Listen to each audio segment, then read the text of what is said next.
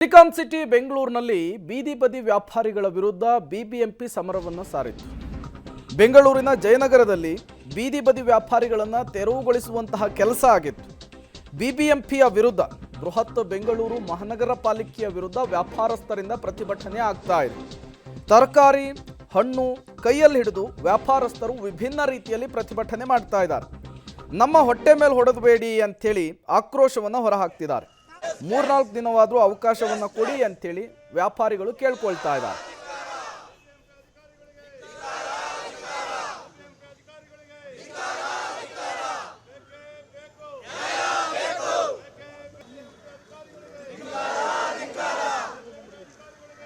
ಜಯನಗರದ 4ನೇ ಬ್ಲಾಕ್ನಲ್ಲಿರುವಂಥ ಬೀದಿ ಬದಿ ವ್ಯಾಪಾರಿಗಳನ್ನು ನಿನ್ನೆ ಬಿಬಿಎಂಪಿ ಅಧಿಕಾರಿಗಳು ಖಾಲಿ ಮಾಡಿಸುವಂಥ ಕೆಲಸವನ್ನು ಮಾಡಿದರು. ಇವತ್ತು ಬಿಬಿಎಂಪಿ ಅಧಿಕಾರಿಗಳ ವಿರುದ್ಧ ಹಾಗೆ ಸ್ಥಳೀಯ ಶಾಸಕರ ವಿರುದ್ಧವಾಗಿ ಇಲ್ಲಿನ ವ್ಯಾಪಾರಿಗಳೀಗ ಪ್ರತಿಭಟನೆಯನ್ನು ಮಾಡ್ತಾ ಇದ್ದಾರೆ. ಏನು ತರಕಾರಿಗಳನ್ನಾಗಿರ್ಬೋದು, ಸೊಪ್ಪನ್ನಾಗಿರ್ಬೋದು, ಹಾಗೆ ಈಗ ಸಂಕ್ರಾಂತಿ ಹಬ್ಬದ ಹಿನ್ನೆಲೆಯಲ್ಲಿ ಕಬ್ಬು ಆಗಿರ್ಬೋದು, ಜೊತೆಗೆ ಕಡಲೆಕಾಯಿ ಇವೆಲ್ಲವನ್ನು ಕೂಡ ರಸ್ತೆಗೆ ಹಾಕ್ಕೊಂಡು ಕೈಯಲ್ಲಿ ಹಿಡಿದು ಈಗ ಆಕ್ರೋಶವನ್ನು ವ್ಯಕ್ತಪಡಿಸ್ತಾ ಇರುವಂಥದ್ದು. ಬೀದಿ ಬದಿ ವ್ಯಾಪಾರಕ್ಕೂ ಕೂಡ ಅಂದರೆ ನಮ್ಮ ಹಕ್ಕದು, ನಮಗೆ ಯಾಕೆ ತೊಂದರೆ ಕೊಡ್ತೀರಿ, ನಾವು ಅದನ್ನೇ ನಂಬಿ ಬದುಕ್ತಾ ಇರೋರು, ನಮ್ಮನ್ನು ಒಕ್ಕಿಲೆಬ್ಬಿಸುವಂಥ ಕೆಲಸವನ್ನು ನೀವು ಮಾಡಬೇಡಿ.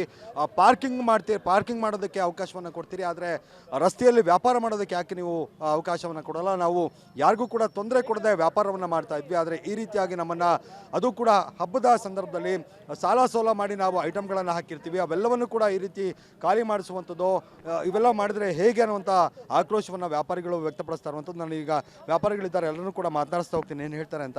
ಸರ್ ನಮಸ್ಕಾರ, ಏನು ಹೇಳ್ತೀರಿ ಸರ್? ಈಗ ಸಂಕ್ರಾಂತಿ ಹಬ್ಬ ಬಂತು, ವ್ಯಾಪಾರಕ್ಕೆಲ್ಲ ಕೂಡ ತಯಾರಿ ಮಾಡ್ಕೊಂಡಿರ್ತೀರಿ ನೀವು. ಸರ್ ನಾವು ಮೊನ್ನೆ ನಮ್ಗೆ 1 ವರ್ಷದಿಂದ ವ್ಯಾಪಾರ ಮಾಡೋಕ್ಕೆ ನಮಗೆ ಬಿಡಲಿಲ್ಲ. ನಾವು ಅಧಿಕಾರಿಗಳಿದ್ರೆ ಹೋಗಿ ನಮ್ಮದು ಸಾಕಾಗೋಗಿದೆ. ನಿನ್ನೆ ಇದ್ಕೊಂಡು ನಾವು ಸರಿ 3 ದಿವಸಕ್ಕೆ ಹಬ್ಬಕ್ಕನ ವ್ಯಾಪಾರಕ್ಕನ ನಮಗೆ ಬಿಡಿ ಅಂತ ಕೇಳಿದ್ವಿ, ಆದ್ರೂ ಬಿಡಲಿಲ್ಲ. ಸರಿ ನಾವು ವ್ಯಾಪಾರ ಹಾಕಿದ್ವಿ. ವ್ಯಾಪಾರ ಹಾಕಿದ್ಮೇಲೆ ಏಕಾಏಕಿ ಬಂದು ಎಲ್ಲ ಮಾರ್ಷಲರು, ಜಾಯಿಂಟ್ ಕಮಿಷನರು ಎಲ್ಲರೂ ಬಂದು ನಮ್ಮನ್ನು ಇಲ್ಲಿ ತೊಂದರೆ ಕೊಟ್ಟರು. ಗಾಡಿ ನಮ್ಮದು ಇಲ್ಲ ಅಂದ್ರೂ ಒಂದು 50,000 ರೂಪಾಯಿ ಲಾಸ್ ಆಗಿದೆ. ಗಾಡಿ ಬೇರೆ ಎತ್ಕೊಂಡೋಗಿದ್ರು, ಅದನ್ನು ತಿರ್ಗಾ ನಾವು ಮಾತುಕತೆ ಮಾಡಿ ಬಿಡಿಸ್ಕೊಂಡಿದ್ವಿ. ಲೈಸೆನ್ಸು ಕೊಟ್ಟಿದ್ದಾರೆ, ಬಿಬಿಎಂಪಿ ಲೈಸೆನ್ಸ್ ಕೊಟ್ಟಿದ್ದಾರೆ. ಬಿಬಿಎಂಪಿ ಲೈಸೆನ್ಸ್ ಕೊಟ್ಟವರು ಇವರೇ, ನಮ್ಮನ್ನು ತೆರವುಗೊಳಿಸ್ತಾ ಇರೋದು ಇವರೇ. ಲೋನ್ಗಳು ತೊಗೊಂಡಿದ್ದೀವಿ, ಆ ಲೋನ್ ತೊಗೊಂಡಿವಾಗ ನಮಗೆ ಕಟ್ಟೋಕ್ಕೆ ನಮಗೆ ಆಯ್ತಲ್ಲ. ಬ್ಯಾಂಕ್ಗಳಿಂದ ಮೆಸೇಜ್ ಮೇಲೆ ಮೆಸೇಜ್ ಬರ್ತಾ ಇದೆ ಸರ್, ತುಂಬ ಕಷ್ಟ ಆಯ್ತಾ ಇದೆ. ಇದು ವ್ಯಾಪಾರಿಗಳು ಹೇಳ್ತಾ ಇರುವಂಥದ್ದು, ಅವರೇ ಪರ್ಮಿಷನ್ ಕೊಟ್ಟಿಗೆ ಅವರೇ ಹೊಕ್ಕಲೆಬ್ಬಿಸುವಂಥ ಕೆಲಸವನ್ನು ಮಾಡ್ತಿದ್ದಾರೆ ಅಂತ. ಮತ್ತೊಬ್ಬರಿದ್ದಾರೆ, ಅವ್ರನ್ನೂ ಕೂಡ ಮಾತನಾಡ್ತೀನಿ. ಸರ್, ವ್ಯಾಪಾರಿಗಳು ತರಕಾರಿಗಳನ್ನ ಇಟ್ಕೊಂಡು ವ್ಯಾಪಾರ ಮಾಡಬೇಕಿತ್ತು, ಇವತ್ತು ರೋಡ್ಗೆ ಹಾಕ್ಕೊಂಡಿದ್ರಿ, ಏನನ್ಸುತ್ತೆ? ಅಲ್ಲಿ ನಮಗೆ ನೋಡಿ 3 ತಿಂಗಳಾಯಿತು ಇಲ್ಲಿ ಪ್ರತಿದಿನ ಹಗಲಿಂದ ರಾತ್ರಿವರೆಗೂ 10 ಗಂಟೆವರೆಗೂ ನೀವು ಮಾರ್ಷಲ್ಗಳು ಬಂದು ಅವ್ರು ಯಾರು ಅಧಿಕಾರ ಕೊಟ್ಟಿದ್ದಾರೆ, ಯಾರು ಕೊಟ್ಟಿದ್ದಾರೋ ನಮಗೆ ಗೊತ್ತಿಲ್ಲ. ಅವ್ರು ಬೇಕಂತಲೇ ನಮ್ಮ ಗಾಡಿಗಳಲ್ಲಿರೋ ಹಣ್ಣು ತರಕಾರಿ ಹಪ್ಪಳಗಳನ್ನ, ಈ ಥರ ಎಲ್ಲ ತರಕಾರಿಗಳನ್ನ ಅವ್ರು ಬಂದು ತೆರವುಗೊಳಿಸ್ತಾ ಇದ್ದಾರೆ. ದಬ್ಬುತ್ತಾರೆ, ಹಿಡ್ಕೊಂಡು ದಬ್ಬಿಟ್ಟು ಹೆಣ್ಮಕ್ಳನ್ನ ಗಂಡು ಮಕ್ಕಳನ್ನ ಯಾರನ್ನೂ ದೊಡ್ಡವರು ಚಿಕ್ಕವರು ವಯಸ್ಸಾದವ್ರನ್ನ ನೋಡಿಲ್ಲ. ಇಂಥ ಒಂದು ದೌರ್ಬಲ್ಯಕ್ಕೆ ವ್ಯಾಪಾರ ಮಾಡೋರ ಮೇಲೆ ಏನೋ ದಬ್ಬಾಳಿಕೆ ಮಾಡ್ತಿರೋ ಈ ಬಿಬಿಎಂಪಿ ಅಧಿಕಾರಿಗಳನ್ನ ಕೇಳೋಕೆ ಬಂದರೆ ಅವರು ನಮ್ಮ ಮೇಲೆ ಏನೋ ರಿವರ್ಸ್ ಆಗಿ ಏನೋ ದೌರ್ಜನ್ಯ ಮಾಡ್ತಾರೆ. ಲಾಠಿ ಚಾರ್ಜ್ ಮಾಡ್ತೀವಿ, ಲಾಠಿನಲ್ಲಿ ಹೊಡಿತೀವಿ ಏನೋ ಅಂಥೇಳಿ ನಮ್ಮನ್ನು ಭಾಳ ಈ ಕ್ವಶನ್ವಾಗಿ ಮಾತಾಡ್ತಾ ಇದ್ದಾರೆ ಸರ್. ನಾವು ಅವರು ಜಾತಿ ಕುಲ ಮಾತಾಡ್ತಾ ಇದ್ದಾರೆ. ಅವ್ರು ಯಾವ ಅಧಿಕಾರ ಇದೆ ಜಾತಿ ಕುಲ ಮಾತಾಡೋಕ್ಕೆ? ಇಲ್ಲಿ ನಮಗೆ ಕಾರ್ಪೊರೇಟ್ರಾಗಿ 3 ಬಾರಿ ಇದ್ದಾರೆ ನಾಗರಾಜ್ ಸಾರು. ಅವರು ನಮ್ಮನ್ನೆಲ್ಲ ಬದುಕಿಸಿ ಜಾಗನ ಬಿಟ್ಕೊಟ್ಟು ದಾರಿ ಮಾಡಿಕೊಟ್ಟವರು. ಅಂಥ ಒಂದು ಮಹಾನ್ ವ್ಯಕ್ತಿ 3 ಸಾರಿ ಕಾರ್ಪೊರೇಟ್ರಾಗಿ ಕೆಲಸ ಮಾಡಿದಾಗ ನಮಗೆಲ್ಲ ಫುಟ್ಪಾತಲ್ಲಿ ವ್ಯಾಪಾರ ಮಾಡೋರಿಗೆ ಒಳ್ಳೆ ಅನುಕೂಲ ಮಾಡಿಕೊಟ್ಟವ್ರು ಸರ್. ಅವರು 4 ಬಾರಿ MLA ಆಗಿದ್ದರು ರಾಮಲಿಂಗ ರೆಡ್ಡಿ ಸಾಹೇಬರು. ಒಂದು ಇದನ್ನು ಕಣ್ಣು ಮುಚ್ಚಿ ಕಡೆ ಬಂದು ಅವ್ರನ್ನ ಇದು ಕಣ್ಣಲ್ಲಿ ನೀರು ಬಿಡಿಸಿಲ್ಲ ಸರ್. ಈಗ ಬೇಕಂತಾನೆ ಬಂದು ಯಾವ ಅಧಿಕಾರ ಬಂದಿದೆ, ಯಾವ ಅಧಿಕಾರದಲ್ಲಿದ್ದೀರಾ ನೀವು? ಜನ ಕೊಟ್ಟಿರೋ ಮತದಾನದಲ್ಲಿ ನೀವೆಲ್ಲ ಅಧಿಕಾರಿಗಳಾಗಿದ್ದೀರಾ. ನೀವು ಮಾಡ್ತಿರೋದು ಜನ ಯಾವ ಅಧಿಕಾರ, ಯಾವ ಸುಪ್ರೀಂ ಕೋರ್ಟು? ಮಹಿಳಾ ವ್ಯಾಪಾರಿಗಳು ಕೂಡ ಇದ್ದಾರೆ, ಅವ್ರನ್ನೂ ಕೂಡ ಮಾತನಾಡಿಸ್ತೀನಿ. ಅಮ್ಮ, ಏನು ಹೇಳ್ತೀರಿ? ಹಿಂಗೆ ಕೂತಿದ್ದೀರಾ, ವ್ಯಾಪಾರ ಮಾಡಬೇಕಾಗಿತ್ತು, ನೀವು ಇಲ್ಲಿ ಕೂತಿದ್ದೀರ ರೋಡಲ್ಲಿ. ಸರ್, ನನಗೂ ಶುಗರು BP, ನಾನು 3 ತಿಂಗಳಿಂದ ತಿರುಗಾಡ್ತಾ ಇದ್ದೀನಿ. ನನ್ನ ಮಗನೂ ಅಂಗಡಿಗಳು ಎತ್ತಾರೆ ಅಂದಿದ್ದು ಕಾಟಾಟಕ್ಕೆ ಹಾಕ್ಸತ್ತದ. ನನ್ನ ಮಗನೂ 2.5 ತಿಂಗಳಾಯಿತು. ನಮ್ಗೆ ಈ ಕಷ್ಟ, ನಮ್ಗೆ ದುಡಿಯೋರು ಇಲ್ಲ, ಮಾಡೋರು ಇಲ್ಲ, ಇದರಿಂದ ಜೀವನ ಮಾಡೋದು. ನಮ್ಮ ಯಜಮಾನ ಸತ್ 30 ವರ್ಷ ಆಯ್ತು, ಇದರಿಂದನೇ ಬದುಕಿ ಬಾಳಿ ಮಕ್ಕಳ ಮದುವೆ ಎಲ್ಲ ಮಾಡಿ ನಾವು ಹಬ್ಬದ ವ್ಯಾಪಾರ ಮಾಡಕ್ಕೆ ಕಾಯ್ತಿದ್ರಿ ಪಾಪ ನೀವೆಲ್ಲ, ಸಾಲ ಸೋಲ ಮಾಡಿ ಎಲ್ಲ ಕೇಳಿದ್ವಿ. ನಾಗರಾಜ್ ಅಣ್ಣವ್ರು ಬಂದರು, ಹೇಳಿದ್ದಕ್ಕೆ ಅವ್ರೇನು ಹೇಳೋದು, ನಾವು ಹೇಳೋ ಮಾತು ಕೇಳ್ರಿ, ಅವ್ರು ಇವತ್ತು ಬಂದು ಕುಂಡ್ರಿಸ್ಬಿಟ್ರೆ ಆಗೋಯ್ತಿತ್ತಾ, ನಾವು ಎತ್ತಿಸ್ತಿರೋದು ಅಂತ ಮಾತಾಡ್ತಾರೆ. ನಮ್ಗೆ ವ್ಯಾಪಾರಕ್ಕೆ 3 ದಿನ ಕೊಡ್ರಿ ಜಾಗ ಅಂತ ಕೇಳಿದ್ರು ನಾಗರಾಜ್ ಅಣ್ಣವರು, ಬಿಡ್ರಿ ಬಡವರು ಅಂತ. ಆಯಿತು ಅಂತ ಅವ್ರ ಮುಂದೆ ಒಂದು ಮಾತು ಹೇಳ್ತಾರೆ, ಹಿಂದೆ ಒಂದು ಮಾತಾಡ್ತಾರೆ. ಈ ಕಡೆ ಇದ್ರೆ ಇಲ್ಲಿ ಗಾಡಿ ಎತ್ತಾಕೊಂತಾರೆ, ಆ ಕಡೆ ಇದ್ರೆ ಆ ಕಡೆ ಗಾಡಿ ಎತ್ತಾಕೊಂತಾರೆ. ಬಿಡ್ರಿ ಅಂದರೆ ಬಾಳೆಹಣ್ಣು ಗಾಡಿ ಉಳಿಸೇ ಬಿಟ್ಟರು. ಆ ಅಮ್ಮನ ಕಾಲು ಹೋಗೇ ಬಿಡ್ತು ನೆನ್ನೆ ನೋಡಿ, ಕೈ ಮೈಯೆಲ್ಲ ಕಿತ್ತೋಗೈತೆ. ಪೊಲೀಸವ್ರನ್ನ ಕರ್ಸಿದ್ರು, ಹೆಣ್ಣು ಪೊಲೀಸವ್ರನ್ನ ಕರೆಸಿ ತಳ್ಳಿಸಿ ಎಲ್ಲ ಅಧ್ವಾನ ಮಾಡಿಬಿಟ್ರು. ಇದು ನಿನ್ನೆ ತೆರವು ಮಾಡುವಂಥ ಸಂದರ್ಭದಲ್ಲಿ ಇವ್ರ ಕಾಲಿಗೆ ಗಾಯ ಕೂಡ ಆಗಿದೆ.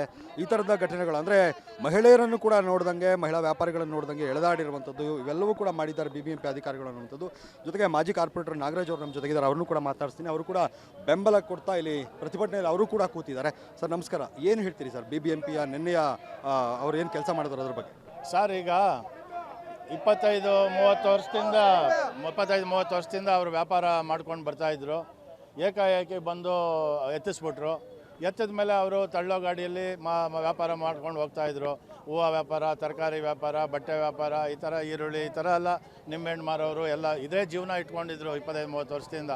ಅವ್ರಿಗೆ ಮಕ್ಕಳಿಗೆ ಫೀಸ್ ಕಟ್ಟೋಕ್ಕೂ ಕಷ್ಟ ಆಗಿದೆ, ಬದುಕೋಕ್ಕೂ ಕಷ್ಟ ಆಗಿದೆ, ಊಟಕ್ಕೂ ಕಷ್ಟ ಆಗಿದೆ.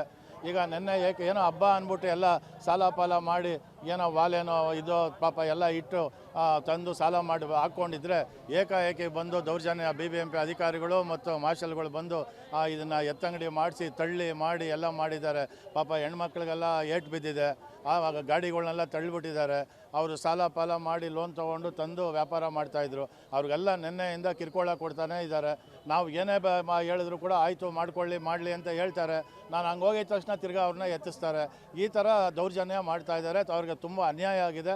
ಅವ್ರಿಗೆ ಊಟಕ್ಕೂ ತುಂಬ ಕಷ್ಟ ಆಗಿದೆ. ಅವ್ರಿಗೆ ವ್ಯಾಪಾರ ಬಿಡಬೇಕು, ಇಲ್ಲಾಂದರೆ ನಾವು ದೊಡ್ಡ ಮಟ್ಟದಲ್ಲಿ ಹೋರಾಟ ಮಾಡಲೇಬೇಕಾಗತ್ತೆ. ಓಕೆ, ಇದು ಮಾಜಿ ಕಾರ್ಪೊರೇಟರ್ ನಾಗರಾಜ್ ಅವರು ಹೇಳ್ತಾರಂತ. ಜೊತೆಗೆ ವ್ಯಾಪಾರಿಗಳು ಕೂಡ ಯಾವುದೇ ಕಾರಣಕ್ಕೂ ನಾವು ಇಲ್ಲಿ ಎದ್ದೇಳಲ್ಲ, ನಾವೇನು ಹಬ್ಬದ ಹಿನ್ನೆಲೆಯಲ್ಲಿ ನಾವು ಸಾಲ ಸೋಲ ಮಾಡಿ ವ್ಯಾಪಾರಕ್ಕೆ ಇಲ್ಲಿ ಐಟಮ್ಗಳನ್ನು ಹಾಕಿದ್ದೀವಿ. ಆದರೆ ಈ ರೀತಿಯಾಗಿ ಒಕ್ಕಲೆಬ್ಬಿಸುವಂಥದ್ದು, ಐಟಮ್ಗಳನ್ನು ಎತ್ತಿ ಬಿಸಾಕುವಂಥದ್ದು, ಗಾಡಿಗಳನ್ನು ಹಾಳು ಮಾಡುವಂಥದ್ದು ಇದ್ಯಾವುದು ಕೂಡ ಮಾಡಿದ್ರೆ ನಾವು ಸಹಿಸೋದಿಲ್ಲ. ನಾವು ದೊಡ್ಡ ಮಟ್ಟದ ಹೋರಾಟವನ್ನು ಮಾಡಬೇಕಾಗತ್ತೆ. ನಮಗೆ ವ್ಯಾಪಾರ ಮಾಡೋದಕ್ಕೆ ಅವಕಾಶವನ್ನು ಕಲ್ಪಿಸಬೇಕು. ಹಬ್ಬದ ಹಿನ್ನೆಲೆಯಲ್ಲಿ ಒಂದು 3-4 ದಿನನಾದರೂ ಅವಕಾಶವನ್ನು ಕೊಡಬೇಕು ಅನ್ನುವಂಥ ಒತ್ತಾಯವನ್ನು ಇವರೆಲ್ಲರೂ ಕೂಡ ಮಾಡ್ತಾ ಇರುವಂಥದ್ದು. ಕ್ಯಾಮ್ರಾ ಪರ್ಸನ್ ಸುಹಾಸ್ ಜೊತೆಗೆ ಮಾದೇಶ್ ಆನೇಕಲ್, ಪಬ್ಲಿಕ್ TV, ಬೆಂಗಳೂರು.